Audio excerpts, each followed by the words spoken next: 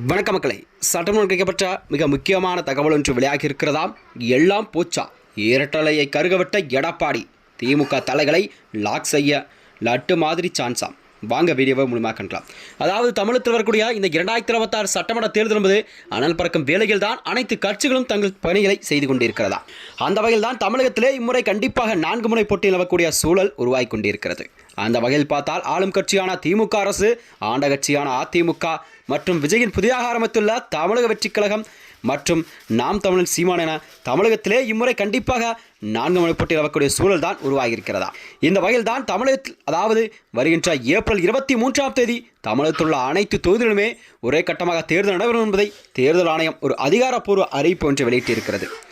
இந்த வகையில் தான் இந்த 2026 சட்டமன்ற தேர்தலில் பரபரப்பாக நடைபெற்று வரும் நிலையில்தான் எதிர்க்கட்சித் தலைவரும் பொதுச்செயலாளருமான எடப்பாடி பழனிசாமி தலைமையான அதிமுக தனது வேட்பாளர் பட்டியலை அடுத்தடுத்து வெளியிட்டு அனைத்து கட்சிகளுமே அதற்கான வேலைகளை செய்து கொண்டிருக்கிறது. அது மட்டுமின்றி வேட்பாளர்கள் வெளியிட்டிருக்கும் இந்த கட்சிகளின் பொதுச்செயலாளரும் தமிழகம் எதிர்க்கட்சித் தலைவரான எடப்பாடி பழனிசாமி எடுத்துள்ள சில முடிவுகள் என்பது அரசியல் வட்டாரத்திலே விமர்சனங்கள் எல்லாம் கிளப்பியிருக்கிறதா.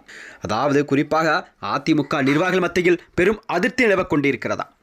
அதாவது பரபரர்களுக்கும் விருப்புகளுக்கும் பஞ்சமில்லாமல் தான் சென்று கொண்டிருக்கும் இந்த 2026 சட்டமன்ற தேர்தல் களம் என்பது மீண்டும் ஆட்சியை யார் பிடிக்க வேண்டும் என்பதை முனைப்பில் தான் செயல்பட்டு வருகிறார்கள்.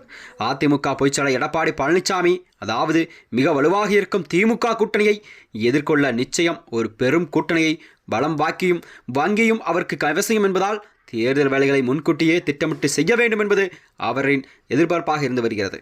அதற்கான வேலைகளை எடப்பாடி பழனிசாமி அவர்கள் செய்து கொண்டிருக்கிறார்.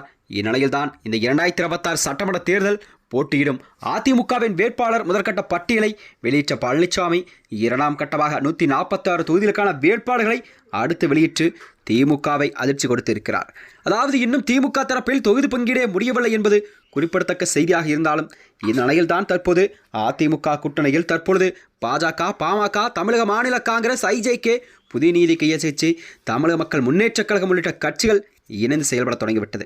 அதாவது பேச்சுவார்த்தைகள் பிரச்சனை, பாஜக அதிக தொகுதிகள் கேட்கிறது என பல தகவல்கள் உலா வந்த நிலையில் அதையெல்லாம் முறியெடுத்து ஒரே நாளில் கூட்டணி பங்கீட்டை முடித்திருக்கிறார்.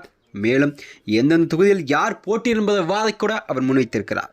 அது மட்டுமின்றி அதே நேரத்தில் எடப்பாடி பழனிசாமி மீது சில விமர்சனங்கள் முன்வைக்கப்படுகிறதா.